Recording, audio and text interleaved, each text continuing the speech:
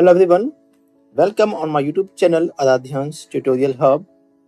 Students, in this video you are going to watch the solution of exercise 4.1 and the chapter is linear equations in two variables and this is part 1. So watch this video carefully. Students, अभी तक आपने equations को single variable में जो linear equations थी इसको single variable में solve करना सीखा था. But in this chapter, we will learn how to represent any statement in linear equation with two variables. तो first question देखें इसका हम. The cost of a notebook is twice the cost of a pen. Write a linear equation in two variables to represent this statement. अब इस statement को represent करने के लिए हमें एक linear equation का formation करना है, but in two variables. यहाँ हमें two variables लेने हैं. First variable क्या होगा?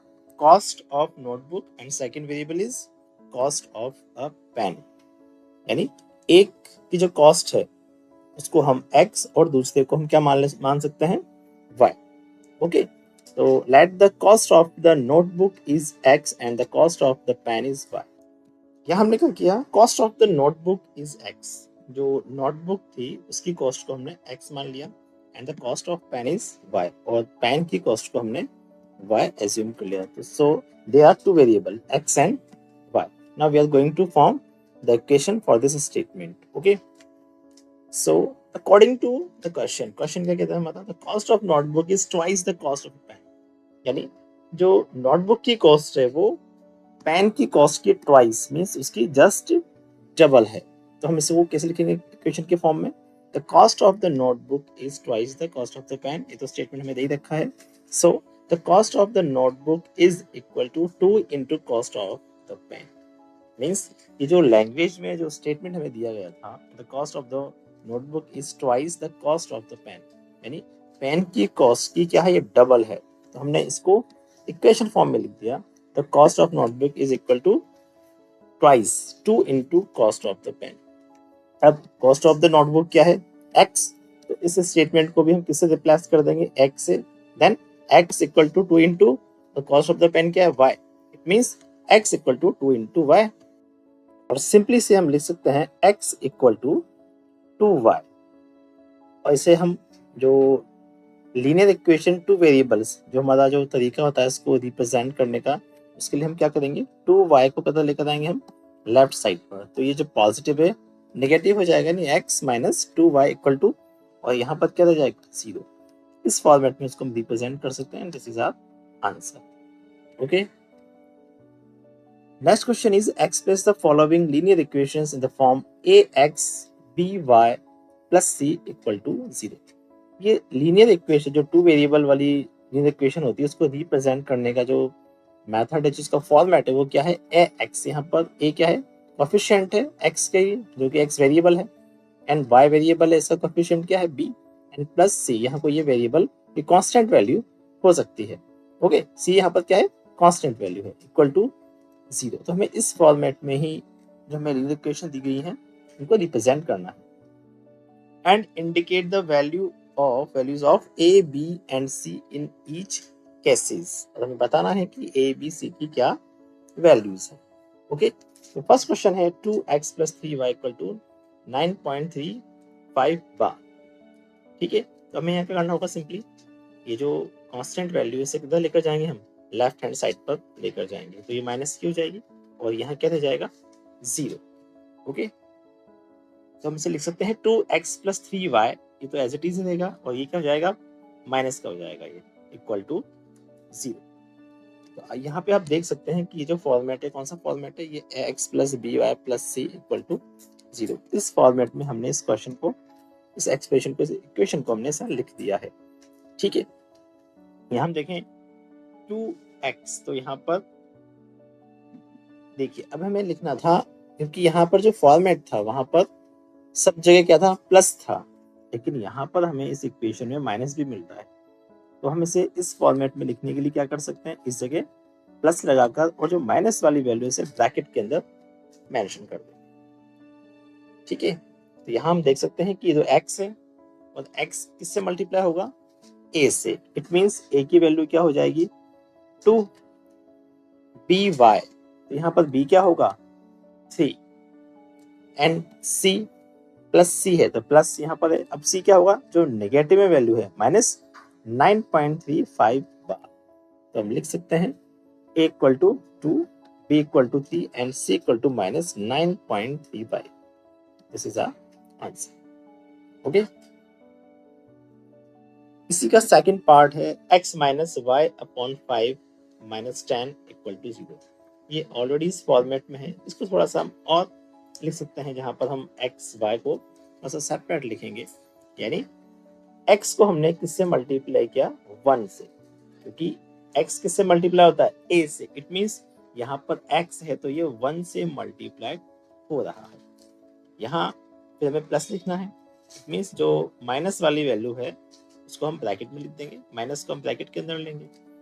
y अपॉन 5, y को हमें बाहर निकालना है, ठीक है, क्योंकि 1 अपॉन 5, ठीक है, 1 अपॉन 5 क्या होगा ये होगी b की वैल्यू माइनस 1 अपॉन 5। y को हमने ब्रैकेट के बाहर लिख दिया, देन फिर हम प्लस लगाएंगे और माइनस 10 को ब्रैकेट में लिखेंगे इक्वल टू 0। तो यहाँ हम देखेंगे कि ये क्या है a, this is b and this is c। तो हम इजीली a, b और c की वैल्यू बता सकते हैं। a equal to 1, b equal to minus 1 upon 5 and c is equal to minus 10। Okay students, इसी का एक नेक्स्ट क्वेश्चन है minus 2x plus 3y equal to 6। अब यहाँ हमें क्या करना है, वो इस कांस्टेंट वैल्यू 6 को लेफ्ट हैंड साइड पर लेके जाना है। तो ये प्लस की वैल्यू क्या हो जाएगी माइनस की। तो सबसे पहले हम इसको इस तरह से लिख देंगे, ठीक है।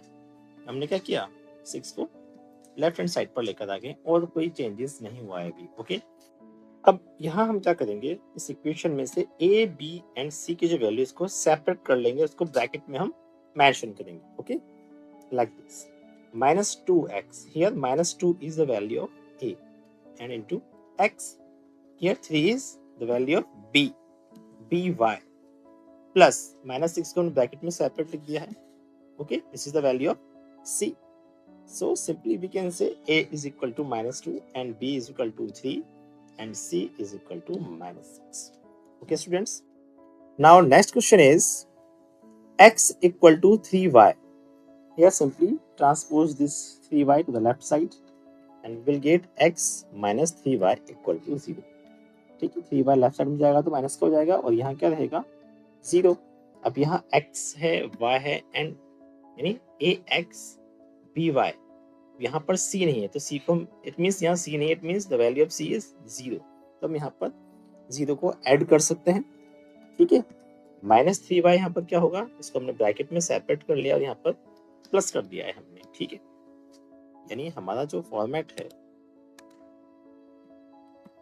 ax plus by plus c equal to 0, ठीक है। इस फॉर्मेट में लिखने के लिए हम ये प्लस लिख रहे हैं यहाँ पर, ठीक है। यानी अगर माइनस की वैल्यू है तो उस माइनस को मैं ब्रैकेट के अंदर मेंशन करना होगा। ओके, इस चीज को आप ध्यान रखेंगे। So here simply x means 1x, okay, 1 into x है, माइनस 3 b की वैल्यू है and c is 0 here. So this is a very simple question. a is equal to 1, b is equal to minus 3 and c is equal to 0। Question 5 देखेंगे आप, 2x minus 5y। यहाँ भी क्या होगा, minus 5y को आप left side लेकर जाएंगे, ये प्लस का हो जाएगा और राइट साइड पर क्या है 0। यहाँ भी c नहीं है, कांस्टेंट वैल्यू नहीं है, इट मींस इसे हम 0 कर देंगे और 2 एंड y को हम ब्रैकेट के अंदर लिख देंगे, ठीक है, because these are the value of a and b and c is here 0। So a equal to 2, b is equal to 5 and c is equal to 0। इसी तरह से क्वेश्चन नंबर 6 है 3x प्लस 2 इक्वल टू 0। अब यहाँ पर x जो है यानी एक वेरिएबल x है, y हमें कहीं नहीं दिख रहा और कांस्टेंट वैल्यू है, इट मींस y का कोएफिशिएंट डेफिनेटली एक 0 है, जिसकी वजह से y भी क्या हो गया है 0 हो गया है। तो हम इसे कैसे लिख सकते हैं, इसे 3x को लिखेंगे हम 3 into x, यानी 3 को हम ब्रैकेट में लिखेंगे, this is the value of a and here 0y, 0 क्या है b की वैल्यू है 0, क्योंकि 0 से जब y मल्टीप्लाई हुआ तो ओवरऑल ये 0 हो जाएगा, और ये टर्म यहाँ पर है भी नहीं y वाली, इट मीन्स 0 y है यहाँ पर, okay, and this is the 2 value of c. Now a is equal to 3, b is equal to 0 and c is equal to 2. Okay students, question 7th is y minus 2 equal to 0. अब यहाँ पर x नहीं है, it means x का coefficient क्या होगा, 0 होगा, तो हमें 0 इंटू एक्स लिखना होगा. y का कोफिशिएंट क्या होगा, 1, यानी this is the value of b and c is -2. So our answer is b is equal to 0, c and a is equal to 0, b is equal to 1 and c is equal to -2. Okay students, now 8th part is 5 minus 2x. यहाँ पर constant है and x है, ax है, लेकिन y नहीं है, means y क्या होगा, y का कोफिशिएंट डेफिनेटली क्या होगा, 0 होगा. तो यहाँ भी पहले इसके हम ट्रांसपोजिंग कर देते हैं.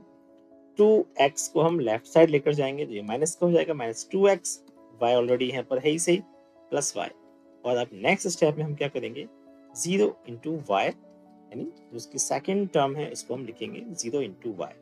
5 एज इट इज है, -2 क्या है, a की वैल्यू इंटू x.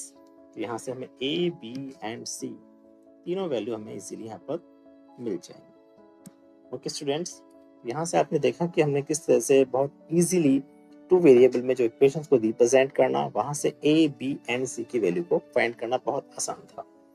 आपको बहुत अच्छे से समझ में आया होगा. वीडियो अच्छा लगा हो तो लाइक जरूर करें, और चैनल को अभी तक सब्सक्राइब नहीं किया है तो सब्सक्राइब जरूर करें, तो अपने फ्रेंड्स को शेयर करना ना भूलें. मिलते हैं नेक्स्ट वीडियो में. Till then keep watching Aradhya's tutorial hub.